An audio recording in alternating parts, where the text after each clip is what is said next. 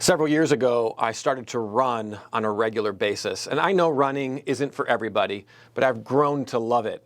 I'm not particularly fast, but it's a stress reliever for me. And it prepares me for the day, and it makes me just in general feel so much better. All that said, I'm getting older, and my body doesn't always appreciate my health goals. On a couple of occasions over the years, I've had some issues with my knees. And when that happens, I know that I shouldn't run. I know that I need to rest and to recover.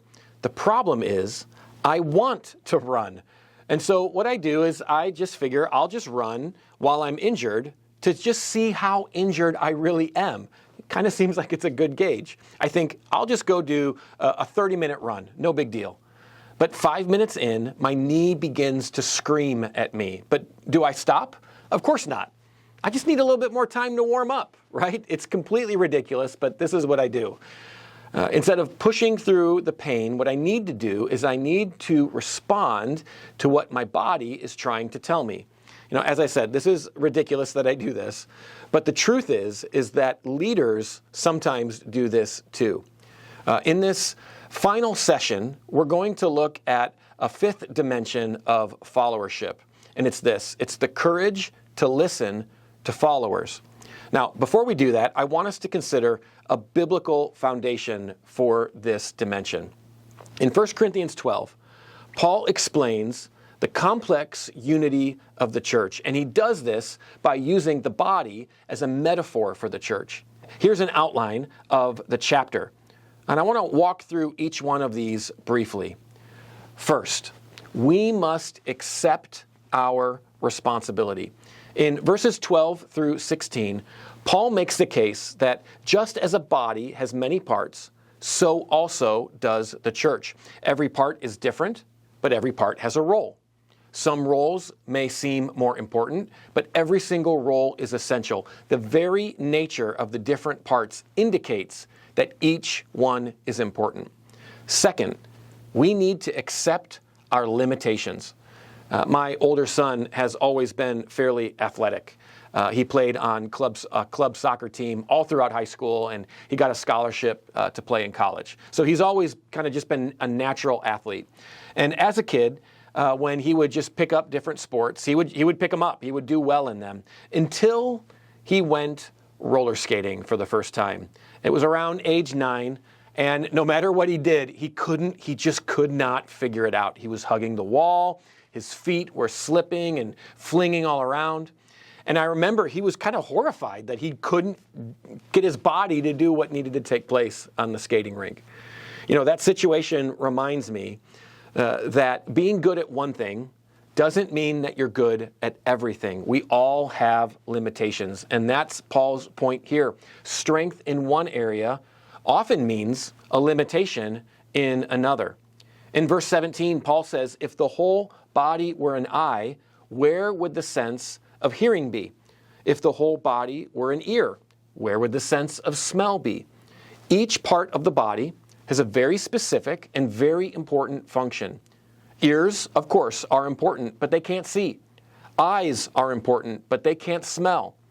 In other words, we need to understand that although we bring something unique to the table, that also means we don't bring everything to the table. And that's okay. It's a good thing. We're designed that way. We are like pieces in a jigsaw puzzle. Each piece of a puzzle has protrusions and indentations. And the protrusions, those can represent our strengths, our gifts, our talents, things that we have to offer. But the indentations, these represent our weaknesses, limitations, shortcomings, undeveloped areas of our lives. And it's only when we accept and understand our limitations that we will then be able to come together with others in unity to produce a beautiful image. The third area here in this chapter, Paul says that we must honor each other. Paul says that one part can't say to another part, I don't need you. He says that even the less honorable or the weaker parts are indispensable. He says we treat those parts with even greater care. The point here is that each part must respect all the other parts. It's not just simply that every part has a role. Every part deserves to be honored and respected for their strengths and for their limitations. Next, Paul says that we must serve each other in verses 24 and 26. In this last section, Paul says that every part of the body should have equal concern for each other. If one part suffers, every part suffers with it. If one part is honored, every part rejoices with it. You know, if you fell and you severely injured your wrist, it would swell up, it would be very painful, and your whole body would respond to that injury. You may not even be able to sleep at night, depending on how bad of an injury it is because of the pain. Paul says that the body of Christ should also work this way. When one member hurts, everyone else should be aware of it and respond accordingly. You know, the New Testament is filled with a variety of one another commands. Love one another, be devoted to one another, live in harmony with one another, bear with one another. And these one another statements, they only work when we act like the kind of body that Paul is describing here in 1 Corinthians 12. Now, Paul uses this body metaphor here, but he also mentions the body of Christ in other places like Ephesians. And in the letter to the church in Ephesus, Paul refers to Jesus in this section where he's talking about the body. He talks about how Jesus is the head of the body. Now, here in Corinthians, he doesn't make that statement. Paul's point in Corinthians isn't about where Jesus fits into the body. In fact, Paul doesn't really make any distinctions between leaders here. He mentions leadership roles at the end of the chapter, but he doesn't associate them with specific parts of the body.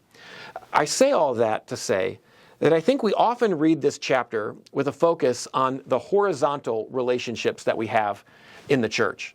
This is a we need one another passage. And truth be told, there is a lot of peer-to-peer application here in these verses. Paul says that the parts of the body must be aware of and respond to the needs of the other parts of the body.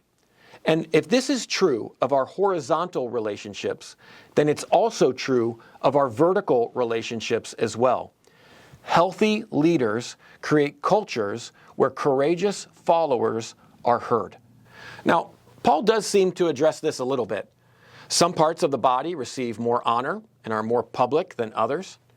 And when we think about leadership, what we do is we think about how all the information, all the instruction, all the vision and the empowerment, it comes from the head. It's top down.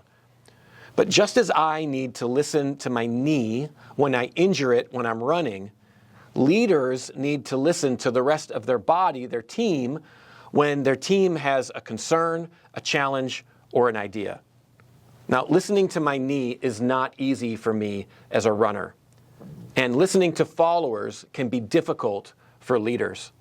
In fact, listening to followers takes courage. That's the point of this final dimension that we're going to be looking at today.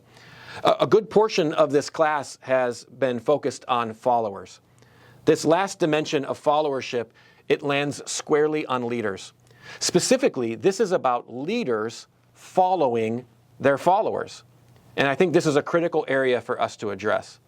Here's a question that I think leaders, we all need to ask ourselves. It's this: do I really want courageous followers? Do you really want to learn from your team their thoughts?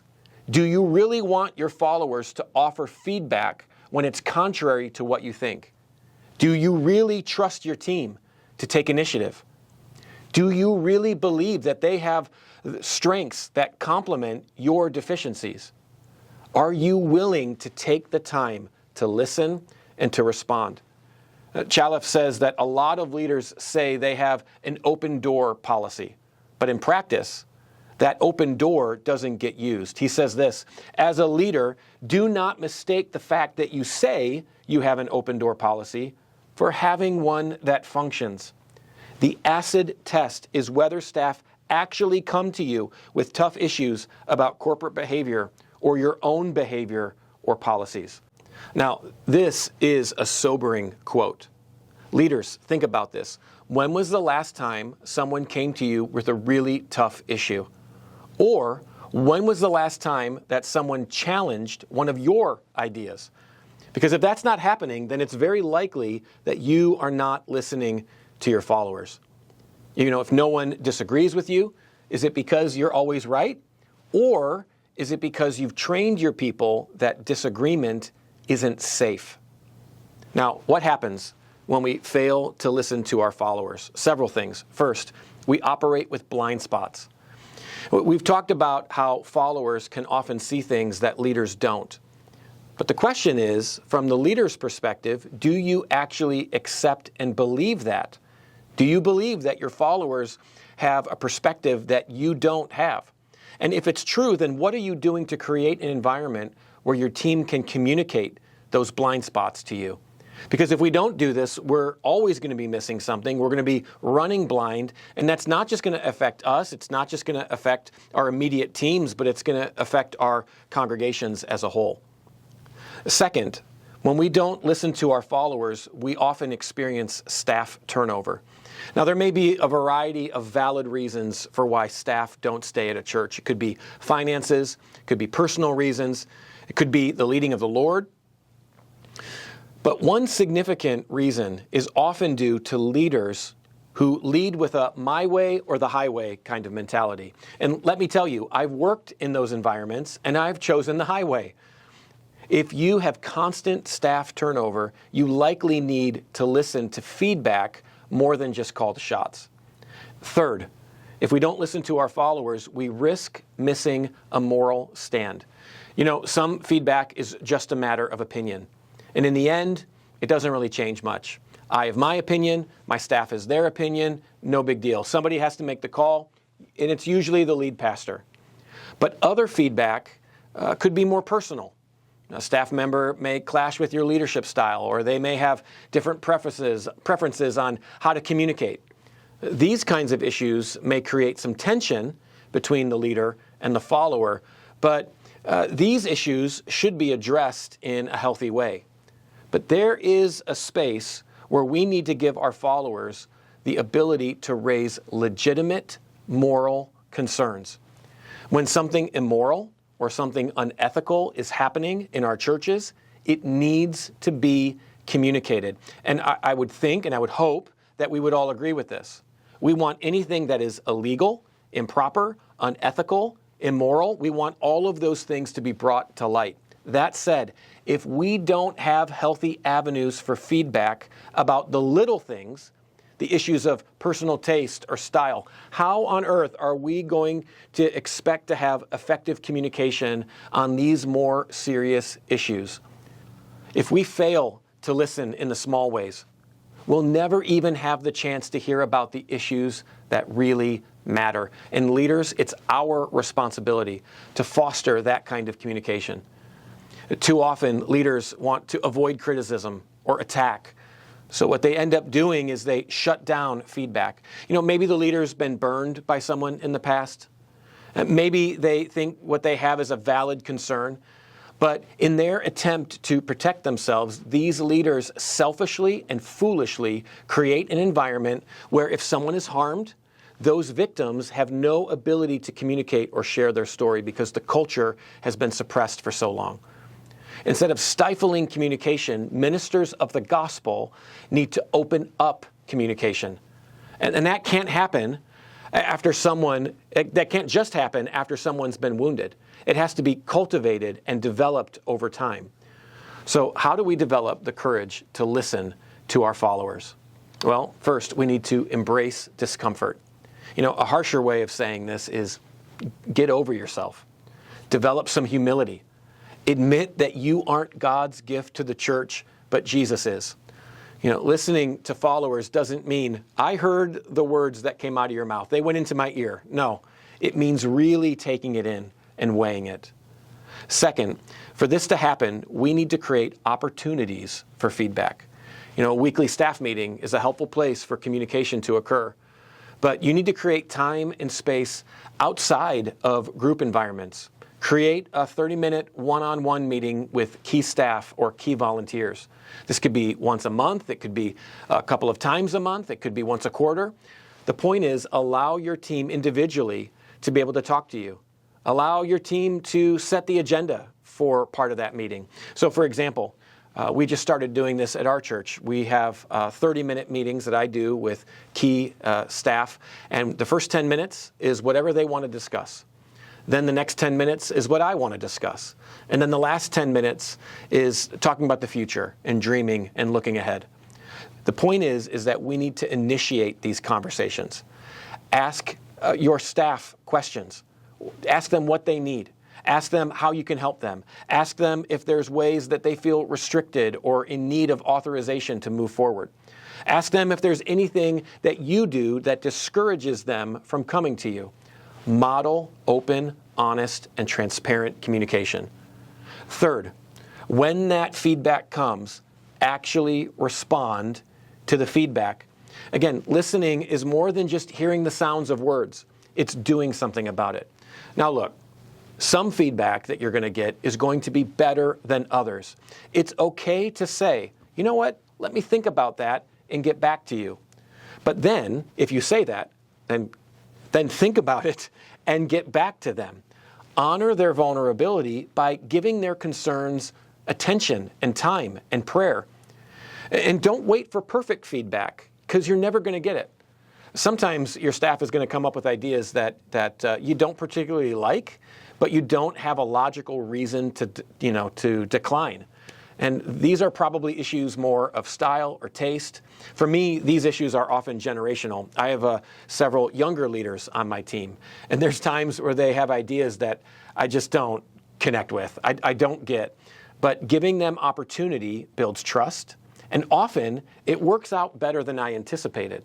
They've got great ideas, and sometimes I just don't understand them, and I need to give them the freedom to be able to move forward in those decisions. Even if the idea falls short, it will be a learning and a growing opportunity for everybody that's involved. 4, address complaints with communication. Sometimes feedback comes in the form of a complaint. People are upset, maybe they're hurt, and when that occurs, we have a tendency to react poorly. We may minimize the concern, we may justify our actions, or we may blame the person that's bringing the complaint. We may think, oh, this person doesn't understand, or they just have a bad attitude. But instead, we need to model the kind of response that we would want to receive if we brought a concern to one of our leaders. Chalif says this, he says, it is critical that leaders distinguish between challenge to their authority and challenge to their ideas. This clear distinction permits an environment of open dialogue and vibrant creativity. Confusion in this arena is stifling.